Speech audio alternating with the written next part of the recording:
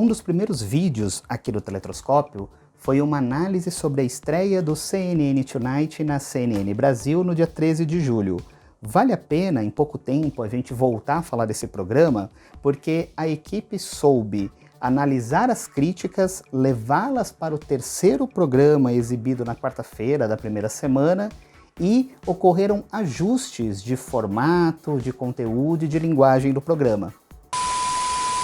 O Arlindo Machado, importante pesquisador teórico de televisão, dizia que a crítica é parte constituinte do próprio processo de fazer televisão.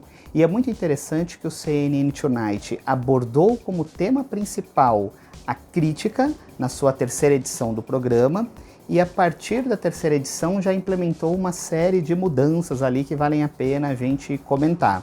A começar pela leitura e pelos comentários dos próprios apresentadores a respeito das críticas publicadas nas redes sociais pelos telespectadores do próprio programa, e isso já trouxe um ar mais descontraído, bem-humorado, que era algo que faltava um pouquinho no primeiro programa, que estava mais sério, mais duro, mais sisudo, né? Eles até brincaram com essa questão da informalidade no ar, e mais do que falar sobre levar a crítica em consideração, o importante é implementá-las, colocar em prática. Entre os principais ajustes implementados no programa, a gente pode destacar alguns deles, como por exemplo, o aumento do conteúdo visual que não se restringe apenas à bancada, aos apresentadores e ao estúdio. Então, por exemplo, o segundo programa sobre estereótipos não começou daquela maneira tradicional, com os apresentadores da bancada ou vinheta de abertura, mas o programa começou com uma série de pessoas, incluindo em alguns momentos os próprios apresentadores, mostrando cartazes que brincavam com frases comuns de estereótipos. Então ficou um começo diferente ali para o programa. No quarto programa, sobre a questão de consumo de entretenimento e pandemia, a gente tem, por exemplo, cartelas que enchem a tela com a identidade visual do programa para contextualizar o que está sendo discutido. Então, por exemplo, as lives mais assistidas, com os respectivos números de espectadores simultâneos, ou então uma estimativa orçamentária de quanto que o brasileiro gasta em média quando vai ao cinema.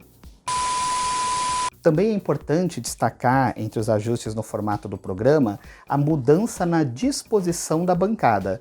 No primeiro programa e no segundo a gente tinha Mari Palma e Gabriela Prioli de um lado da bancada e Leandro Carnal do outro lado da bancada, o que parecia algo tipo 2-1, 2 apresentadores e um convidado, criava ali uma certa confusão sobre o peso, a importância e a participação de cada um deles. A partir do terceiro programa, a gente já tem essa nova disposição.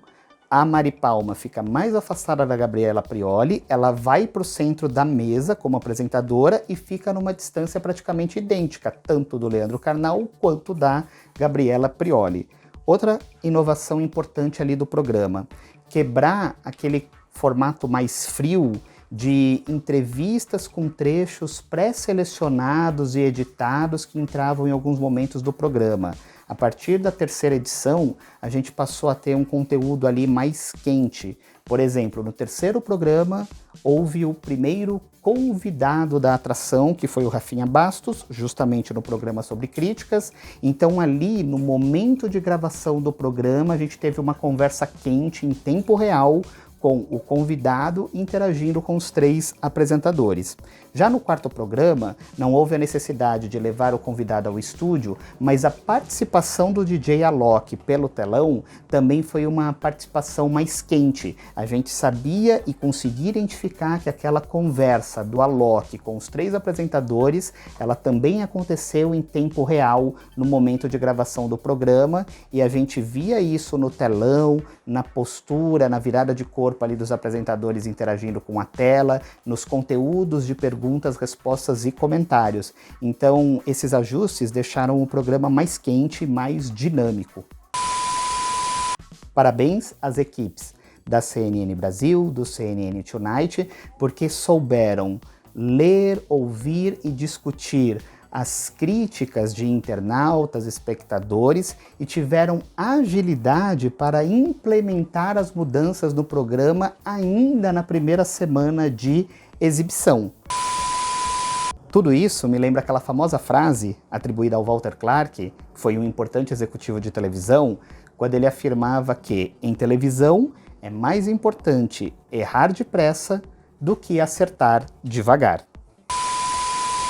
Essas mudanças que foram implementadas rapidamente, com o aumento do conteúdo visual que não se restringe ao estúdio, a melhoria da disposição dos apresentadores na bancada e as conversas mais quentes com os convidados contribuíram para o ritmo e o dinamismo do CNN Tonight.